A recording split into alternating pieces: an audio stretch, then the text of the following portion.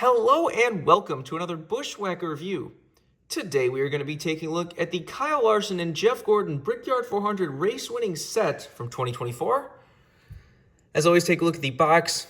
This is a big jumbo fancy box that I can't even fit on screen. You see on this side you have Kyle Larson doing a donut. Indianapolis Motor Speedway, Brickyard 400, the 30th anniversary. Hendrick Motorsports, 40 years, 5 and 24. So I can't even fit the whole box on screen in any way, shape, or form, but you see you have Kyle Larson right there, Hendrick Motorsports, 40 years. Got Kyle Larson and Jeff Gordon with the 40th anniversary logo. I'll say this looks weird to me.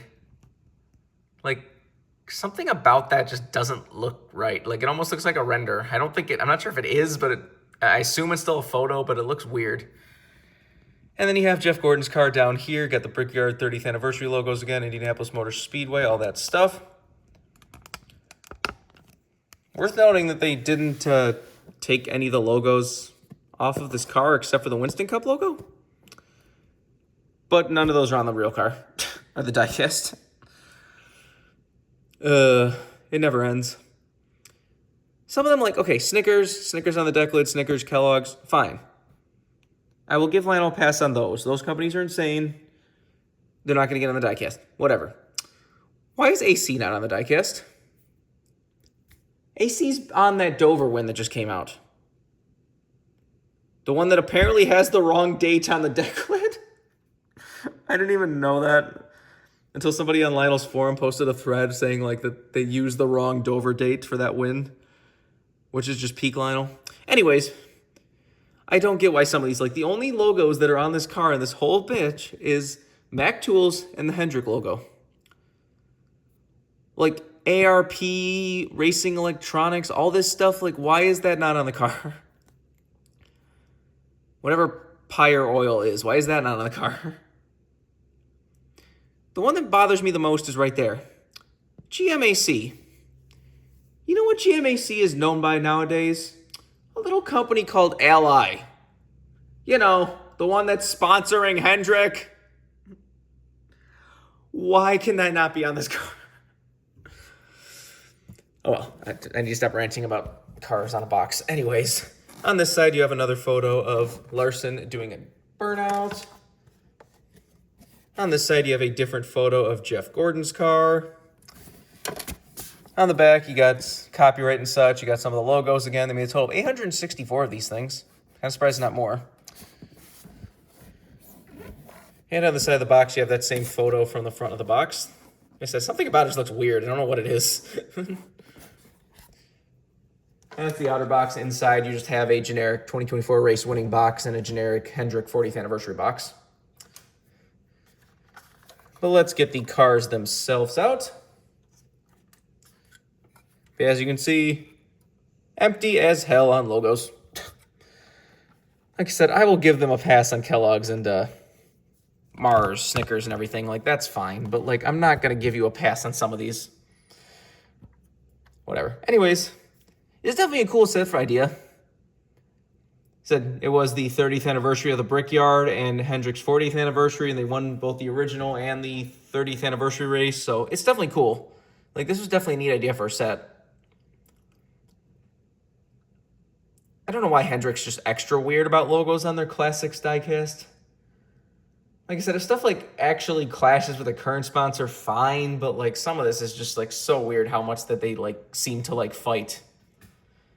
It's got to be Hendrick because like other like the Mark Martin ones that come out recently or any of the other ones that have come out recently have like 90% of the logos beyond like stuff that they legitimately cannot get the licensing to. Like I said, some of those logos, they've been on cars, so there's no way they couldn't have got the licensing to them. Anyways, let's get down to the cars. We'll start with the original Jeff Gordon win. Does come with your race-winning stat card. A couple photos and stuff. This is the Classics one that has nothing on the back. That classic, iconic Rainbow Warrior paint scheme. It is funny because they released this car back in 2014 for like the 20th anniversary, and it actually had a bunch of the logos. Now, most people would just be like, okay, just go get that diecast then, don't get this one.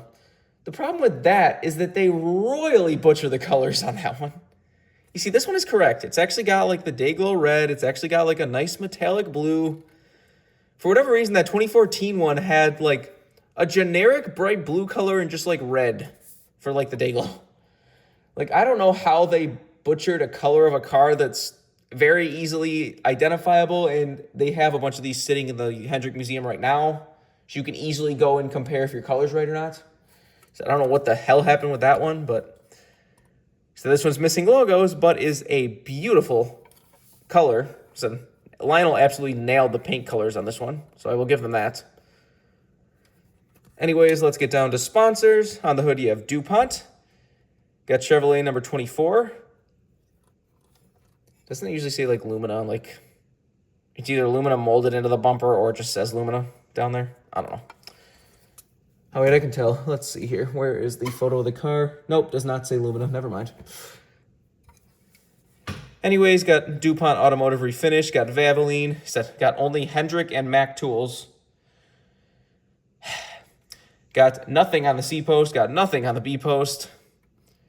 Once again, has the wrong Cup Series logo. I didn't even notice that until later that somebody pointed that out, and I forget which race version it was. That, like, for whatever reason, they're using, like, a generic version of, like, the 1970s Winston Cup logo. Like, this one just had the red box that, like, Winston Cup Series. You could just do NASCAR Cup Series in the red box, so I don't know why they keep doing that. This one's also funny because it completely deletes the Busch Polo Award logo, too. It would have said Winston in red box and then Busch. Like you saw it on the, like they edited out Winston on this car, but you can see Busch is still supposed to be right there. Like, that's just funny. They said it's weird that they used to edit out a bunch of logos they couldn't use. So the fact they didn't edit out a bunch of these logos gave a bunch of people hope that maybe they're going to actually give us some of the logos, but nope. But the contingencies are still fine. It's got all the contingencies other than the, things. It's got the Rookie of the Year Winston Cup logo. Union 76 even has Gatorade. Whatever. Anyways, on the back, you got DuPont Automotive Refinish, got number 24, got the Chevy bow tie and Valvoline. And got this weird thing they started doing now where they start putting, like, race logos on the back. So the Coca-Cola 600 one had something. This one has the Brickyard 400 inaugural race logo. As I said earlier in this video, the Topher win has the wrong date. And that one looks extra stupid because it's not even like a logo like this. It's just like generic white text as a date. And then they couldn't even get the date right. Oh, that's just hilariously peak Lionel. Anyways, this is number 391. These actually have the matching DIN numbers. Oh, they do. Cool. That seems to be hit or miss sometimes. Anyways, got the same stuff down the other side. Take a look under the hood. Wants to open. There it goes. Come on. Got nothing on either side of the hood there. There's the engine detail if you want to see that. Deck lid, of course, does open. There's your typical fuel cell and such back there. I believe this is the mold before they had roof flaps. Probably by this point they would have had roof flaps. When did they actually add roof flaps? I know it was early 90s. Was it 94? I don't know, but this mold was based on like the earlier Lumina where there wasn't roof flaps yet, so it's just gonna always have that. This also did already break the little, whatever you want to call that, the little like vent or whatever already snapped off, which apparently is a common issue with the Luminas. I was talking to my friends and he said that he's had to repair that on like the last like 3 Luminas he's gotten. And then at one point, one of the Lionel stores had a like scratch and dent sale. And there were like 20 or 30 of that Dale Earnhardt Coca-Cola 600 win that all were just missing that piece. So maybe Lionel should tweak that a little. This one did just pop out for no reason. Like when I was looking at this car at my dealer, it was there. It was attached. It was fine. And then when I got home, went to take it out of the box, like unscrewed off the base, something was rattling around the box. And guess what that was? Oh well. Anyways, let's get down to damage. This one does have some nice dirt grime rubber buildup on the front. Can see it quite well in that Dayglow red. It's got a few marks on the tires, but they didn't really they put like some of like the markings like right front 24, but they didn't really like overly dirty the tires very much for some reason. I don't know if this is actually just like, or this could just be like fresh tires that are sitting in the museum or something. I don't know. I think this car's in one of the museums. I don't remember. Got a little bit of dirt right there on the side. Some more dirt and stuff on the right rear. A little bit of dirt on the back. A few little rubber buildup on the left rear tire. You have the biggest piece of damage, which is this big, huge tire dirt down the side. I forget exactly. Was that Dale Earnhardt that gave that to him? I don't remember. But it's got the big mark down the side, which is always nice to see, and a few little marks and stuff on the left front. It does have the tape on the windshield as well. Very nice. Now let's go to the current race-winning car. We have Kyle Larson's from the Brickyard 400 last year. As you can see, they actually did bring back his Indianapolis Hendrick 111 paint scheme. Or 1100 paint scheme, I mean. They brought that back from the Indy 500 after he didn't even get to race it in the Coca-Cola 600 because the whole rain thing where rain delayed the race, and then right as he got to the Charlotte Motor Speedway, it started to rain, and then they canceled the race, or like they said the race was official, so he never touched the car. So somebody had the idea to bring it back for the Brickyard 400, which was a cool idea, and then he ended up winning in it. George has come with a few things. You have your race-winning sticker, and you have your race-winning stat card.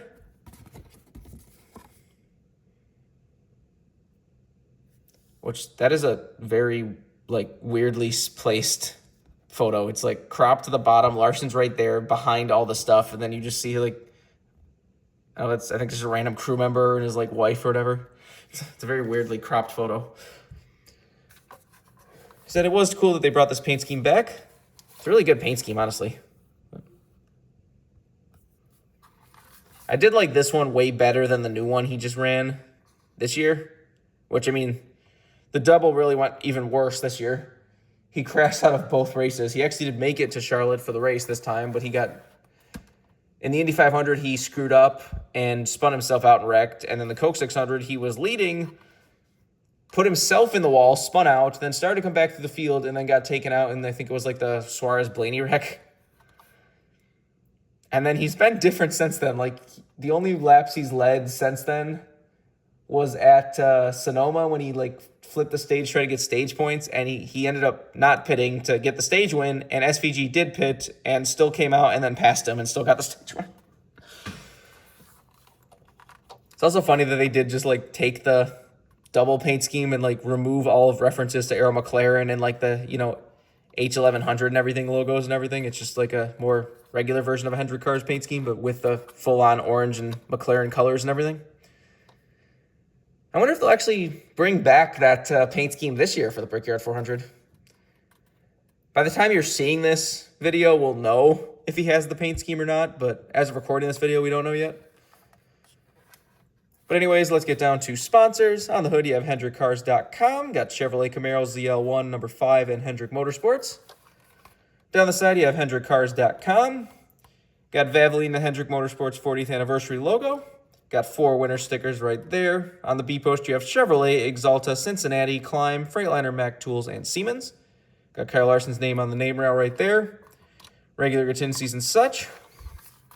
On the back, you got HendrickCars.com, Chevrolet Camaro ZL1, 5, and Valvoline. Got Hendrick Cars on the deck lid and hiring techs on the roof. So this is number 391. Kudos to Lionel for actually matching the DIN numbers again, because I know there was at least 1 or 2 sets that didn't have that, and it was making people very angry. Got the same stuff down the other side as usual. Take a look under the hood. So you got Chevy, Hendrick Cars, Valvoline, Wix filters. There's the engine detail if you want to see that. See no deck lid. The roof flaps, of course, do open. And there's the inner side of the car if you want to see that. This one actually does have a cutout flat tire right there. It's always cool to see. Always different ones sound like the right rear like that. But now let's get down to damage and everything. This is the Indianapolis Motor Speedway, so there's really no confetti or anything. Was a pretty clean race, so you see it is just some dirt and grime and rubber buildup on the front. So there's really not a whole lot of marks or anything on this entire car. Got a circle right there. Is that like a... Would that be a circle that's in the design from the NASCAR Salutes logo from the Coke 600 that they just left? There's no way, right? Is that what that is? I'll have to look at photos of this car now, see if you can see that in any photos, because that looks like the NASCAR Salutes oval. which would have been on the original version of this car. If they really just left like an outline there when they got rid of it, that's really funny. Anyways, more dirt and grime and such, a little bit of rubbing on the tires, a little bit of mark right there on the right rear. A few little marks and stuff on the back bumper. There is some dirt in the clear part of the spoiler. A little bit of fuel spill and some little bit of rubbing and dirt and grime and such.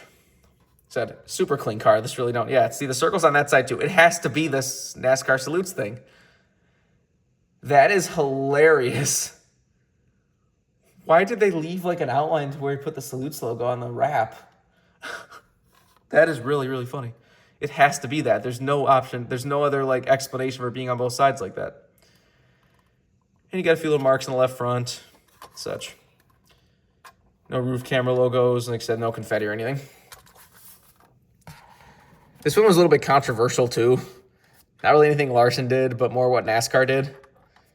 Because they were specifically, what was it, Ryan Preece, I think it was, wrecked on the backstretch.